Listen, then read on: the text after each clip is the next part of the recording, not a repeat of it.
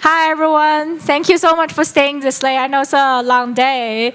And now we have like the panel for like the future of forward financing. So just like to make it a little bit fun. So I just want to do a quick survey here. Like, how many people have heard about forward financing? You can raise your hand.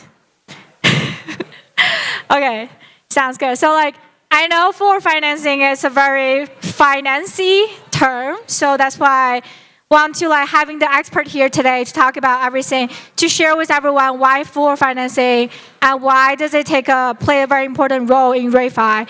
So maybe we're just like gonna jumping into the first topic, explaining to the audience what is forward financing and also how does it fit into the broad like climate ecosystem. So, and also, by the way, sorry for this, like, I want to do a quick round-up introduction about our panelists as well, and I'm gonna go with Phil first. Hey everyone, I'm Phil from Flowcarbon. So just to get into what is forward financing, it's actually very simple. It's just an agreement, a contract that's entered into between a project developer that's doing a project that is going to create carbon credits to purchase those carbon credits when they are issued. Oftentimes that involves a prepayment so that the project can get financing early on, and that's a big part of why forward financing is such a useful tool and why it fits really well into the overall ecosystem, is because it allows projects to basically pre-sell their inventory, the carbon credits that they're going to create. Forward financing is used in lots of other industries. If you think about for example, airplanes is a great example of almost every airplane that comes into existence is sold first on a forward basis, right? So Delta Airlines goes to Boeing and says, I'm going to buy 100 planes from you delivered over the next 5 years. It's essentially the same thing inside of a carbon credit. You go to a project developer and you say, I'm going to buy X number of carbon credits from you when they're issued over a period of time, and you pay them upfront some amount of money, sometimes the entire amount, sometimes partial prepayments, and then from there the contracts get very complicated and interesting. So there's a lot of nuance and detail that's put into each individual forward contract because it's literally a bilateral agreement. I'm going to the project developer and negotiating with them in exact term of this. And so one of the things that we're trying to do in Web3, and there's a bunch of projects that are working on this, is to actually help to create some level of standardization and to bring those elements on chain. And one of the really important reasons why we want to bring that on chain is that we're building out, and there's a lot of work being done to build out spot markets on chain for carbon credits. Once that's done, you can actually create a really elegant product on chain, because if you have the forward contract on chain, that forward contract can be fulfilled by the carbon tokens being delivered to the smart contract, and then that contract is now fulfilled and you can get your carbon credits out of it, which allows you to do all sorts of really interesting things like building derivatives off of that, or creating liquidity off of that, or creating lots of products on top of that. Yeah, thank you so much, Phil. So like, as Phil mentioned, forward financing is like a financing tool, but it's actually really good to stabilize the future settlement. And first, the expert in this, I just want to give the opportunity to the panelists to briefly introduce their background, and also then we'll dive deeper into the topic of forward financing today. And pass it to Romina. Yeah. Hi, Romina. I'm CFO at Centrifuge Network Foundation. I came into the blockchain space working on different projects, bringing securities on chain. My background is in capital markets, structured products, trading, derivatives trading. Yeah.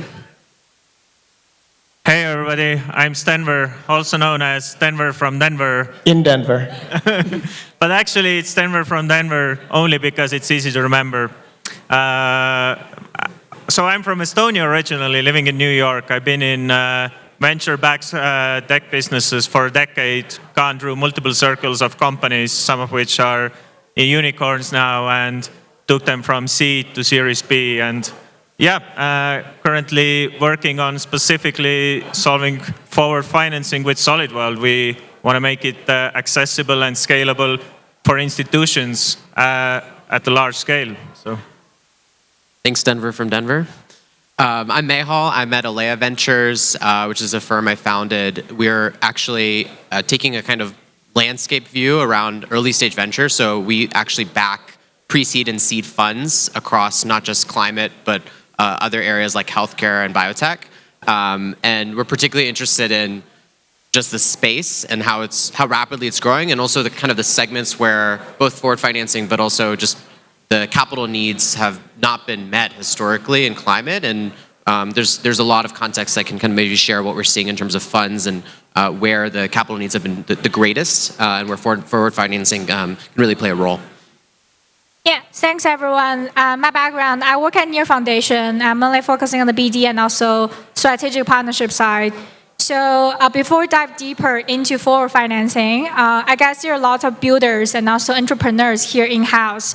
And I want to throw the first question to Mei-Hu, because from an investor perspective, like what do you see as like the trend in the climate tech, and especially like where do you see the most funding coming from investor perspective?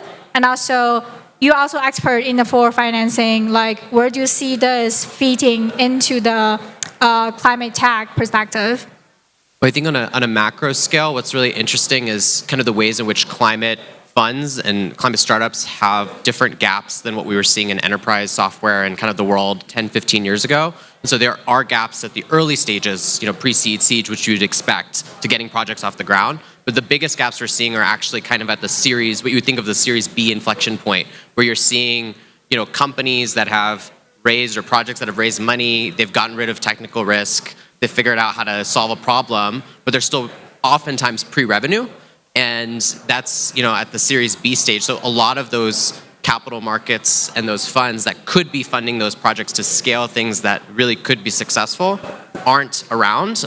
We think that gap is somewhere in the ballpark of 180 billion today across 18,000 or so companies and projects, and is only set to grow. And so when we look at forward financing and just the ability to bring capital up front to finance projects that could be successful, we just see it as, seeding that engine. And maybe being a much more creative source to fund a lot of these innovations that otherwise, would be reliant on, individual fund managers or entrepreneurs to underwrite them.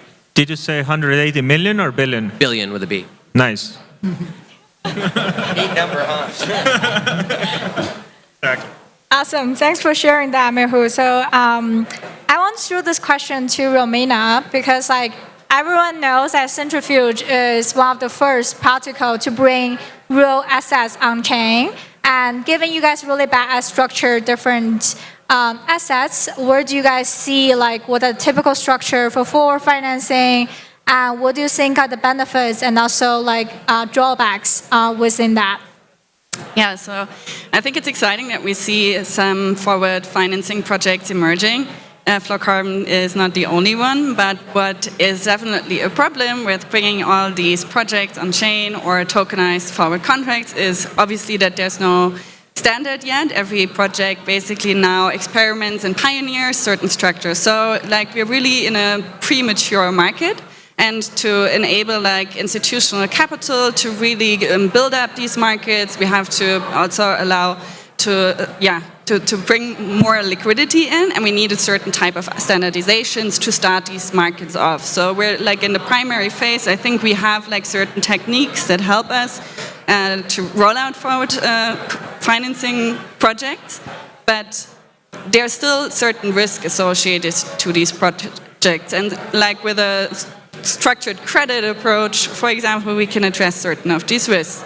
And I think one great example is how Flowcarbon structured their pool together with us, with the Centrifuge pool, which is in its essence a self-executing risk waterfall. So you can pool capital on chain, and then basically you funnel the money that was raised to the issuer or the asset originator through an SPV. We help with this whole securitization process.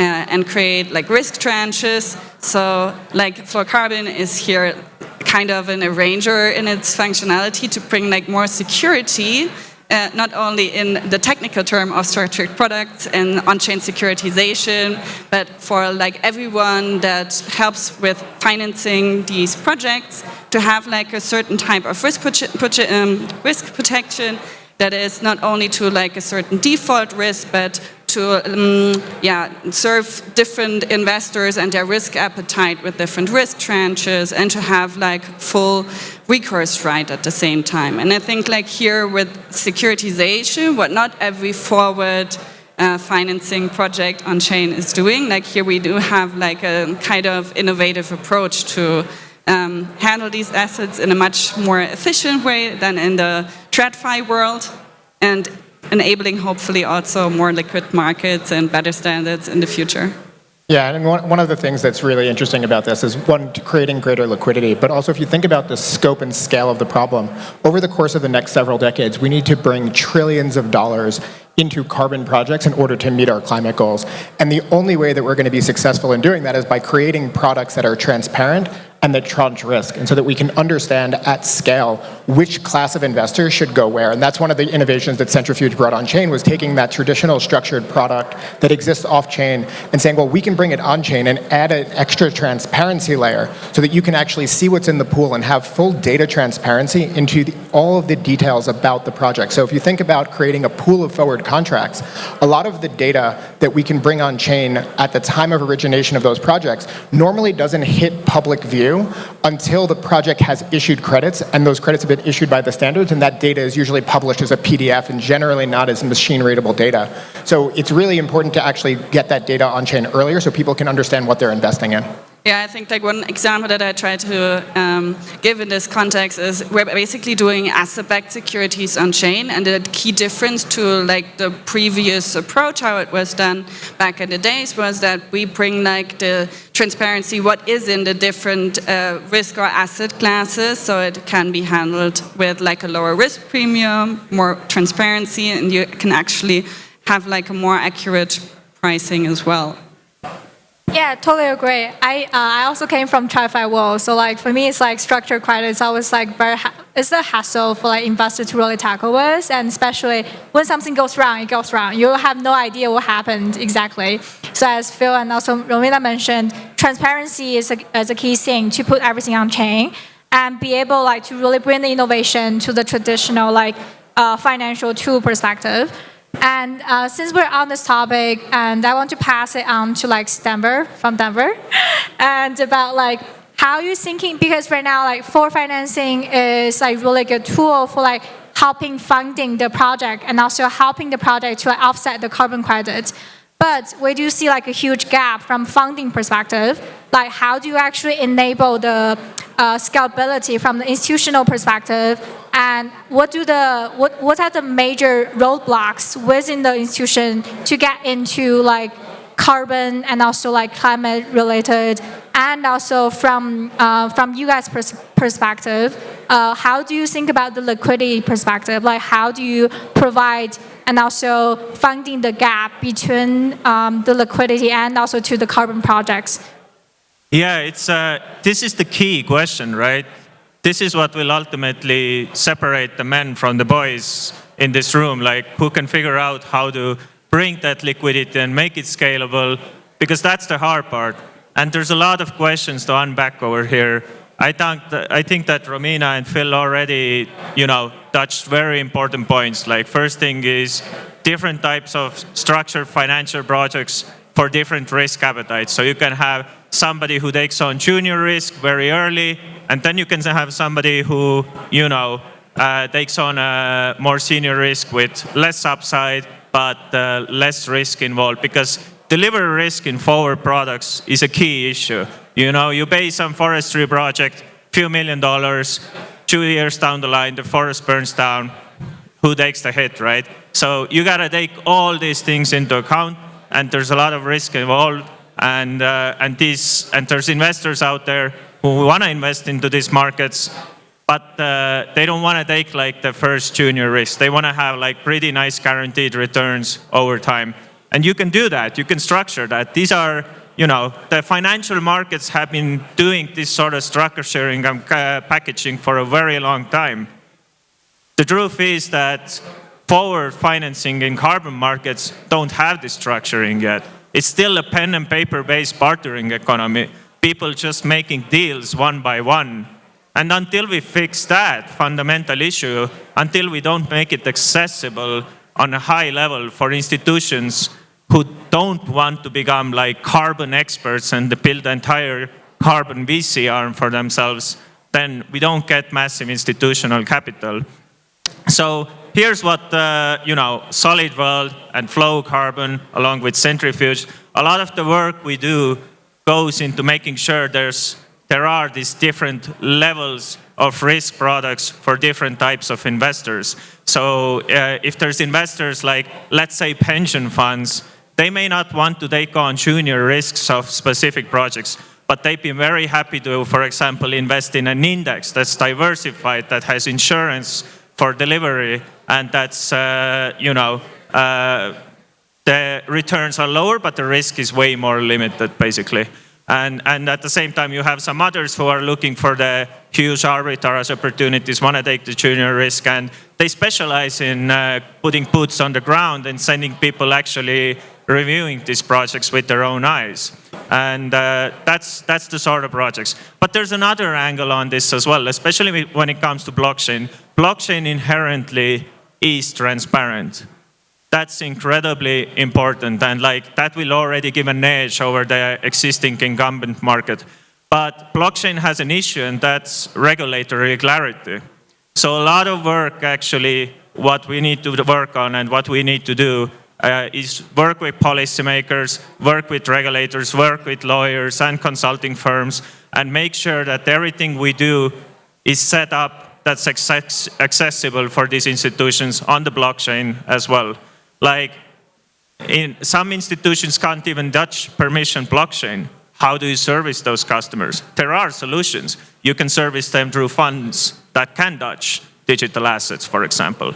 The funds are fully regulated, they take capital, but they have permission to touch blockchain. So you can use all sorts of third-party windows to actually start opening up the market. And in many ways, the way I believe the blockchain will be used by a lot of these incumbents in the future is that it's basically NASDAQ that runs in the background, and they work with it through brokers.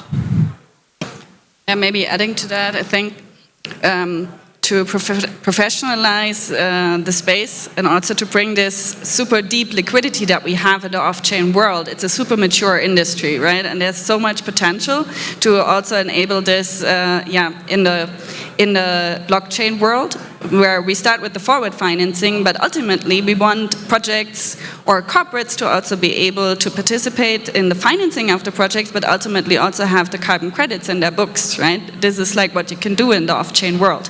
So we also have the challenge to convert all these representative tokens for those credit positions or those forward products and structured products to basically to maybe also merge like the standards that we have in the off-chain world, like now that Flowcarbon, for example, just got like this great collaboration with Gold Standard. Like these are the super meaningful collaborations also with the off-chain world. It's not that we have to reinvent the wheel here, but we also need to bring these players on chain so that ultimately corporates can handle tokenized carbon credits and have them on their books.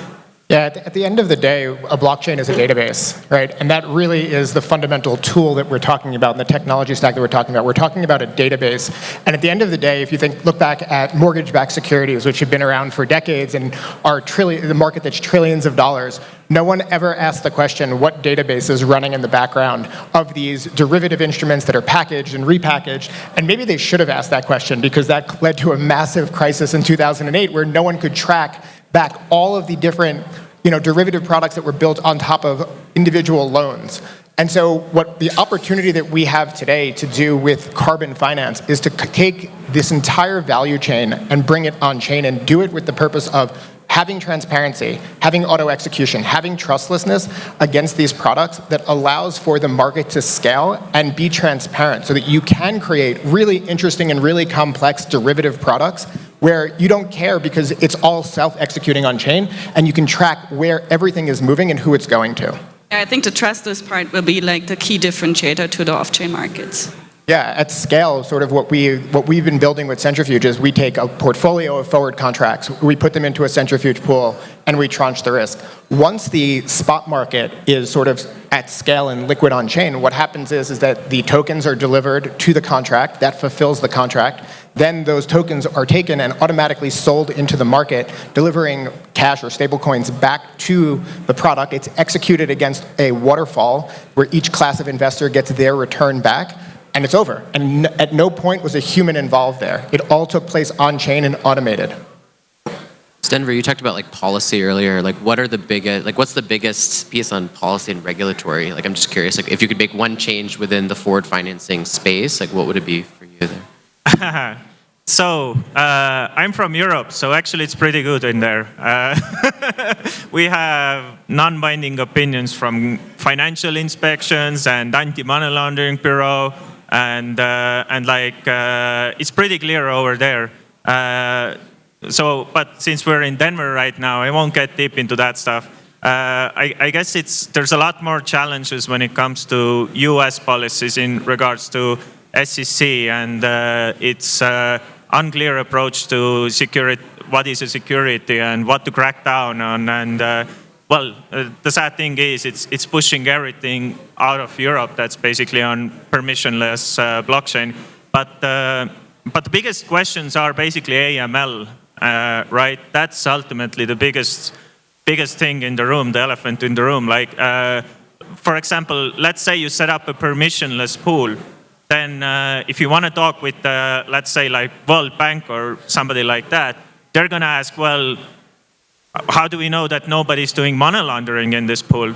Like, we can't put our money in the same pool with, like, money laundered money. So now you can pay chain analysis to, like, calculate what percentage of cash over there is money laundered. Like, for some institutions, if it's less than 1%, it's fine for them.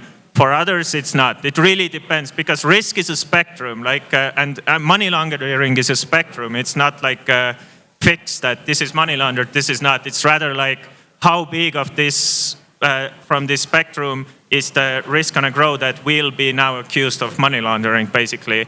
So that's how the financial world. It's such a double standard, though. How many of those institutions stopped doing business with HSBC when they were caught money laundering? Yeah, but to be honest, I think like the KYC and AML side is only one big risk factor for new blockchain projects to build, or like for how to approach these type of problems. I think the question of how to regulate and what is a security and how to structure is like the much bigger challenge at the moment for regulators all over the world.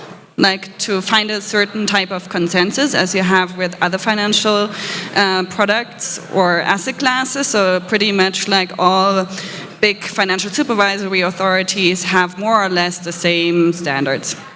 And in the blockchain world, like we have so many different approaches, from completely permission chains to permission pools, and it's a big difference. Like where are these pools or databases run? Because if it's like a centralized player that opens a permission chain to a secured network and to have like credible neutrality, or it's like speaking from the impact perspective, I think it's really important to not only think about how trustless or does it have to be permissionless, because I actually do like securities. I think that's a massive advantage. When I buy a carbon credit token, then it's actually for me an advantage if it's a registered security.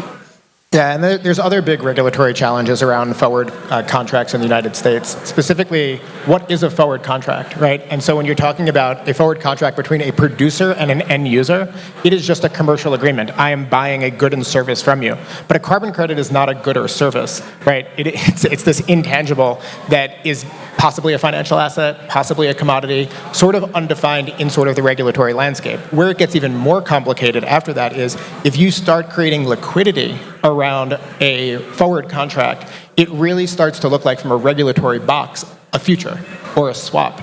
And so because one side is essentially taking a short position, the other side is essentially taking a long position. So there isn't sort of a regulatory, even more opaque and sort of in the gray area as crypto is. Liquid forward contracts don't exist anywhere. There's nowhere where I can go to, Boeing and say, oh wait, where can I buy a liquid forward airplane, right? It doesn't exist. No one has this at the moment. They do have futures markets where you basically get that same functionality, right, at a standardized and very regulated scale. And one of the biggest problems is, should future forward contracts be deemed to be futures? in the United States, as they're currently structured, futures contracts have to run through a clearinghouse.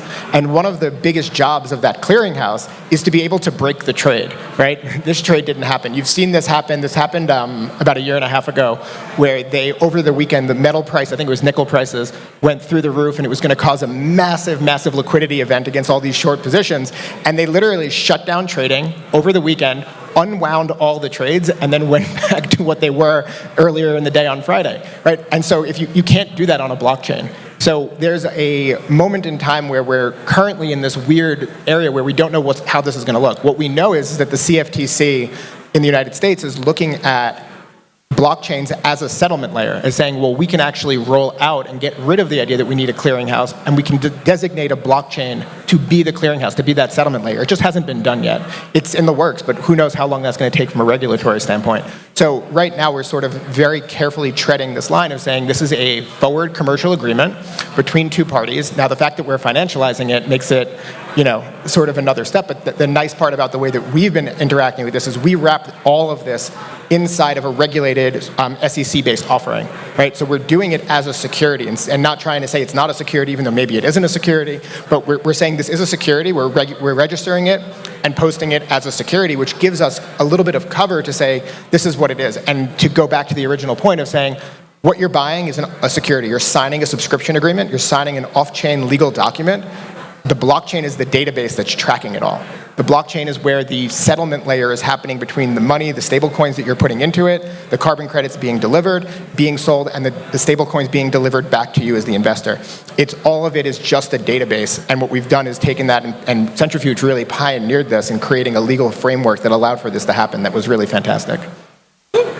Yeah, wow, thank you so much. It's like, as everyone here today, so we have the full house of the expert in the forward financing, and as like Phil addressing what is the importance of putting on chain for forward financing, and Romania talk about like how Centrifuge can really structure different forward financing in different asset classes.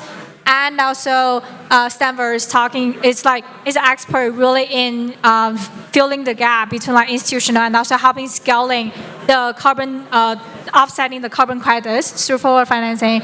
So I do have the last question, and I know the time is running out, which is, where do you guys see for the future? I mean, like, what do you see as like more and more money pouring into the climate change, and also have like the full house of builder and also developer here? Where do you guys see is going to be the future for the forward financing, and what's your comments for looking ahead? Maybe we can start with Mehu. I think I'm really excited to also see forward financing and other kind of mechanisms like this move beyond just the offset market and looking at the negative emissions market. And then I know in the last panel someone was talking about non-carbon based projects or greenhouse gas based projects. So you're looking at, in India, air pollution is cutting life expectancy by 7 years in Delhi. And so, the ability to look at those externalities and actually calculate those negative externalities and say, could you finance interventions in those areas for projects, and who are the buyers for those? So I think those movements are really exciting to me in the next few years. Yeah, in our case, what we built is like a liquidity protocol for forward financing specifically. We are making forwards liquid with like an evergreen index essentially on a very high level. And straight from the start, we've always been thinking that we're starting with carbon, but we're not going to do anything more in carbon than make forwards liquid, because we don't want to compete with others. We want to build with others. That's just one area we're laser focusing, and everybody else can build around us, and we'll use their services, they'll use our services. It's the perfect alliance. And after that, we're going to take the same protocol we built and start bringing other industrial assets on-chain, some of which we already talked about in here. And yeah, we essentially want to become like the NASDAQ for forwards. That's our core strength, and that's what we work on. Yeah, super exciting. Can you rephrase the question so I stayed on topic? Yeah, the question is about like, where do you see like the future for financing, especially as more capital and money flow into the climate change, and also like it's getting more and more popular in the ReFi space as well.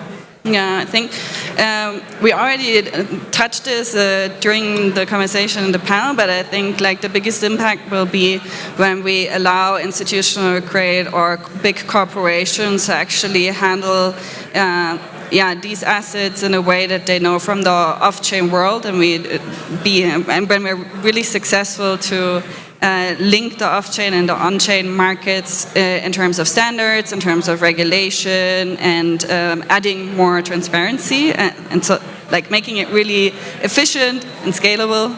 So yeah, that's what I hope for. Awesome. How about you, Phil? Yeah, so we're all taking baby steps towards building out what is this big picture vision, right? And the big picture vision is to basically have many different underwriters who can go and actually do diligence on carbon projects, can arrange carbon projects, coming in, providing some of the junior capital, having additional tranches, mezzanine tranches that bring more capital in, as well as connecting large-scale credit providers inside of a platform, inside of an ecosystem where these off-chain capital providers that, the pension funds, the endowments, the insurance companies, the central banks, are able to access and get into these markets alongside the underwriters who are taking the risk positions and actually doing the diligence and essentially putting their money where their mouth is. And then what you get at scale is when you have this platform is because all of this is done on chain and you're actually building an interoperable modular system, you can take these forward contracts that were originally financed here and put them into ETHDenver's index, right? You can basically move them around. You can have corporates come in and say, oh, I actually want to pull a little bit from this contract, a little bit from this contract, a little bit from this contract to basically buy my next 10 years of offsetting from this and create a product. You can have a financial institution come in and say, well, I know how to create really complex products that meet this need, and they can pull and modify that, and then that can be built on top of that, and something can be built on top of that. You can build index products on top of that, or basket products. Exactly, and so that to me is the big picture vision that we're all sort of moving forward towards, and having more and more people building around this and with us to do this is really, something that makes ReFi so special. Yeah, and I think it's like, a clear as sky that the next bull run market will be about real world assets on chain. So forward financing is a key part of that. All right, thank you everyone. Any final thoughts before we're ending? I know the time is really running out, but really I hope everyone enjoyed the panel today. I think as everyone talk about, I think forward financing is gonna setting the foundation of attracting more institutional grade capital into the climate finance. And thanks to our experts and also everyone here, I think ReFi is gonna gain more popularity and gonna leading the change in the climate finance. And please give the final round of applause to our panelists today.